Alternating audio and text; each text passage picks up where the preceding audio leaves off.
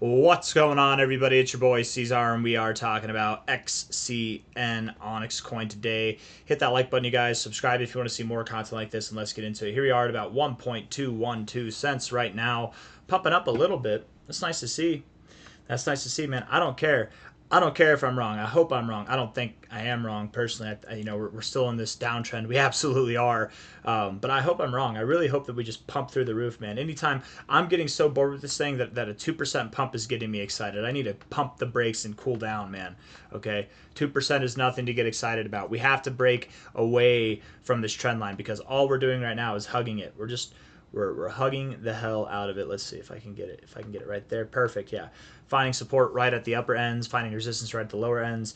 All this is to me, it's more of the same of what we've seen for months now. Just now we're on the top side of it instead of the downside of it. I wouldn't get too excited about this, but I'm not going to lie. Actually, I shouldn't say I wouldn't get. I am a little bit excited, and that's what's pathetic, man. I'm excited about this 2.6% move. I hope I'm wrong. I just hope I'm wrong. And that XCN pumps through the roof, man. And it will in time, right? Inevitably that will be right. That's a prediction we've had for months. Okay, I'm not like one of those crazy people that thinks they know what they're talking about and says the XCN's going to zero just because they don't know what they're talking about, right? There's a lot of people out there that are like that, you guys. It's kind of funny how many trolls in the comments think that this thing's going to go to zero. They clearly are showcasing their lack of knowledge and technical analysis because this is a beautiful bull flag. It's perfect. Look at where you're finding support right here. It wouldn't surprise me if we pump from here and we went up, right? Last week could have been an indication that in fact we have found a low, but we would need this week, 3 days, 10 hours left. We would need this week to close somewhere like up above the halfway point of this candle and likely, hopefully, somewhere at the opening point of that candle as well, which I don't know if we're going to get that, man. That's all the way up at 1.8 cents, 1.9 cents, man. That's the area that we need to close above on a daily basis, let alone a weekly basis. So I mean, it's something we're looking for, but I don't know if we get there. Looking at the 4-hour time frame here, we are in a downtrend in the RSI, right? Lower highs, lower lows, bouncing off the oversold zone though. That's somewhat encouraging, I suppose. But we're still living below the 50, so that takes away that encouragement a little bit, I would say. If we can persist, if we can go higher, that would look really good. I think, we are obviously out of this downtrend. We are up above that trend line there. If we could get above this downtrend, I don't even know if that's appropriate to draw right there. Maybe I should take it from this high all the way back here. Let's see. No. I don't know. If we can break like this shorter term kind of downward trending resistance line, that would be exciting. It wouldn't be completely convincing, right? Because again, we can break above these lines and still go back below them. But ultimately we would need to see something above 1.9 cents to really convince me that we are done going lower. But we'll see how it goes. Right now there is hope. Let's look at the 1-hour time frame real quick. The 1 hour is building volume. It's not a lot of volume, but it is building volume. How much volume do we have? Everybody wants to say that XCN has no volume. I don't understand where that's coming from. I think that there's like someone who makes like a bunch of fake accounts and comes onto the channel just to write XCN has no volume. And either that or there's a bunch of people who are getting information from somewhere that's just inaccurate and they don't know what they're talking about. But 10%, I promise you guys, and let's ask Grok. Grok probably knows. And let's see if he knows. But maybe this backfires in my face. Desirable volume is 20%. What would a desirable standard be for a 24-hour period of volume to market cap ratio?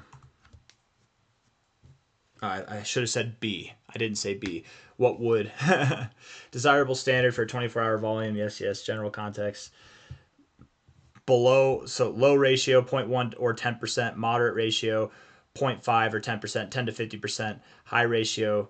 No. So he said the same thing twice. A high ratio, you guys, is anything above 10%. Okay, high. Just I mean, what do I know? No offense to Grok, but he's he can definitely do a lot of research in a very short amount of time. But 10% is good volume, right? Above 10% is good volume. That's something to be desired. Whenever you're at 5 and really it's more like 8 to 10%. That's a good kind of standard to have. But I would even say 5 to 8% is a good standard to have. Anything less than 5% is not good. I don't know, these low volumes here, that high ratio is not above 0.5. High ratio is above 10. So let's see.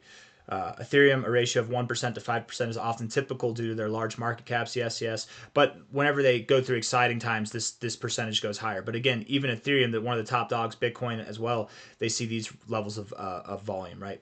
Desirable ratio here might be 2 to 10%. And that's closer, Grok. That's closer. 20%. But yes, but you only get these higher readings oftentimes whenever you are moving, whether it's to the upside or downside. Yeah, anything consistently above 100% could hint at artificial volume. Yes, and that's manipulation, and there's some coins that do that. XCN is one of them, but that's okay, man. If you don't think that any crypto's what's it called, manipulated, then you're setting yourself up for denial, I suppose. 5 to 20%, yeah. Long-term investors, 5 to 20%, yes. Practical example, 10%, whatever. Yeah, he's saying the same stuff and different stuff all at the same time. I'm telling you, I was expecting it to be a little bit more concise, but he gives a couple of examples. I promise you, okay, what do I know? I've been doing this for 9 years now. I might have said 8 years, but it's actually officially 9 years that I've been doing technical analysis.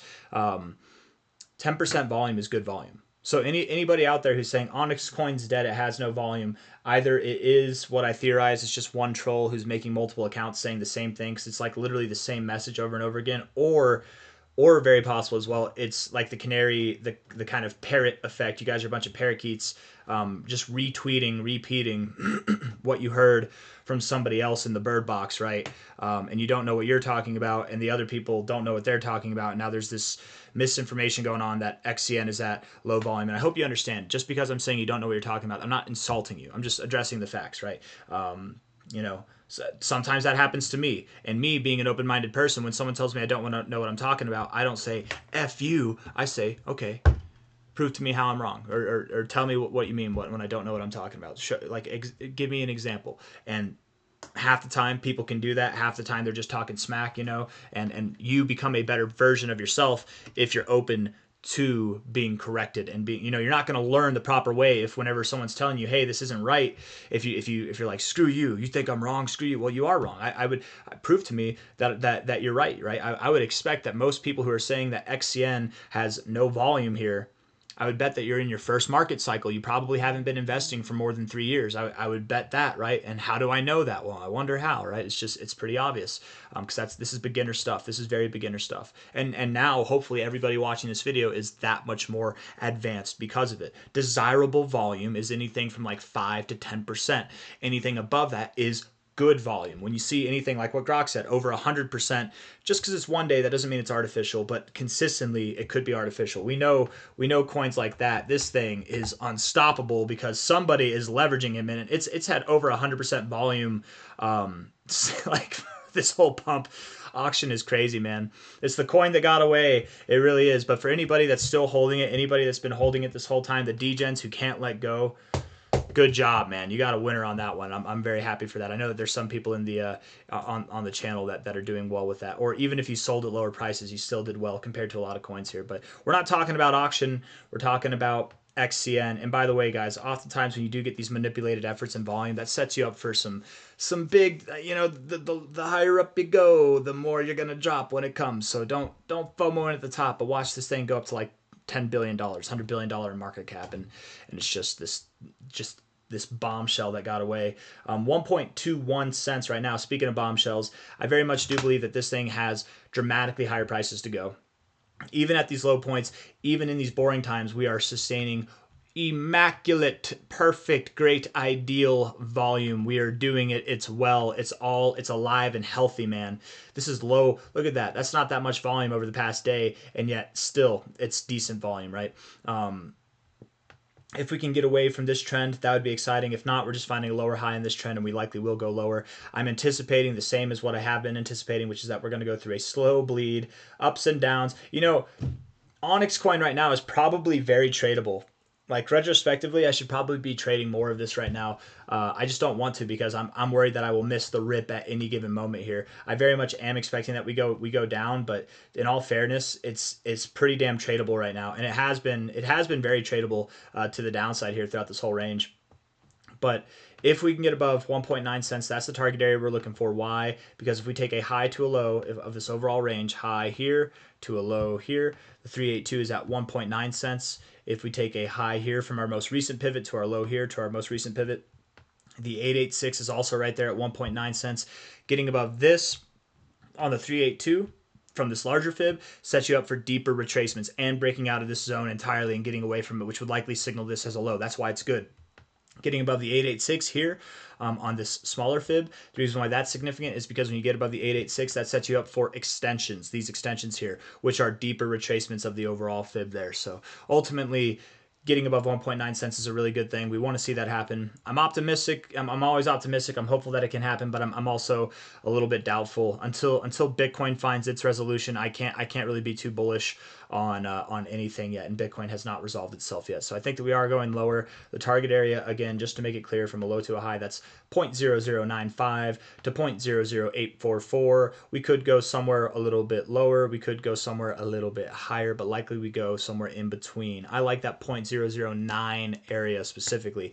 If we go below 0.00844, that's okay. It's not all over, guys. This thing is still in a very immaculate looking bull flag, even at these levels. Okay, I promise you. We could go down here. This bull flag can be pretty damn big. It's still a bull flag. The only sad part about that is the lower you go in the bull flag. Oh, that's not what I meant to do. The lower that you go into the bull flag, the less that your returns are going to be, right? Right now, at this low, our returns, and this actually isn't accurate. Let me see if I can measure this properly.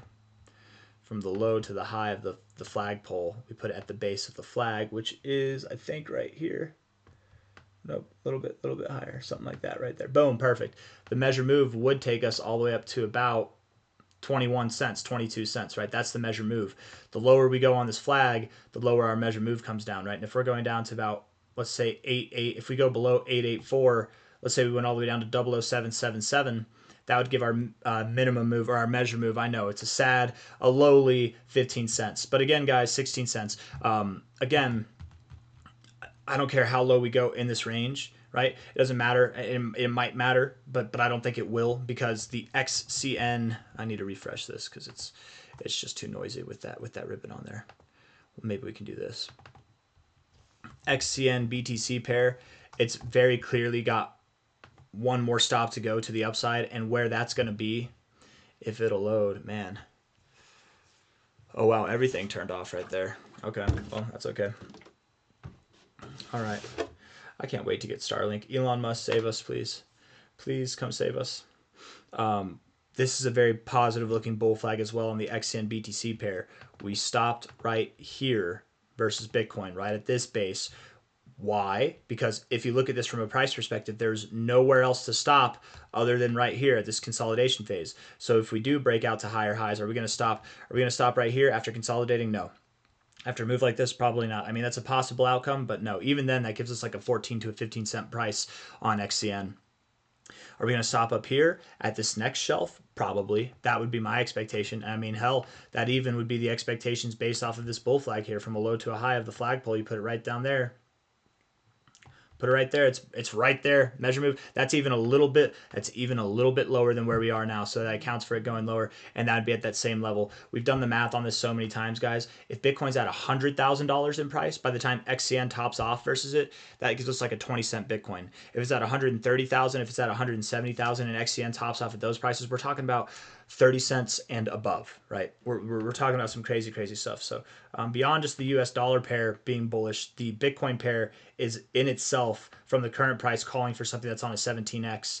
You can't, I don't know how people are bearish on this thing. I know how. People, they bought up here, they sold down here, they missed the boat entirely and they want to get back in, or also they're holding coins that are boring, that aren't doing anything, and they just want to see this thing do exactly what their coin is doing, which is absolutely nothing at all. But if you're not one of those people and you're open-minded and you want to get in on a good project look into this. You know, do your own research. Not financial advice, not a financial advisor, but I think we're going to do phenomenal things on this next move up.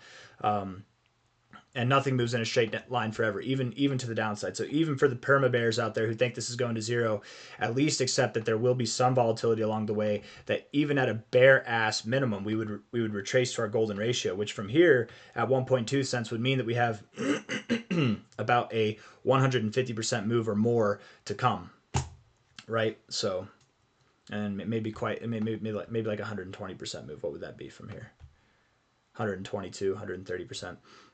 To a 150% move, something like that at a minimum. But we would likely go up more than that, right? And I know a lot of you have bought at prices that were lower than this. Ideally, you didn't buy at prices that were higher than this, but time will tell. We'll see how it goes. Anyways, guys, that's all I got for you. Hit the like button, subscribe if you want to see more content like this. Lower lows on the RSI, higher lows in the price. I mean, lower lows on the RSI, higher lows on the price. I don't know how you can be bearish on this thing, but momentarily, yes. Short term, yes. You get into the shorter term time frames, it makes sense.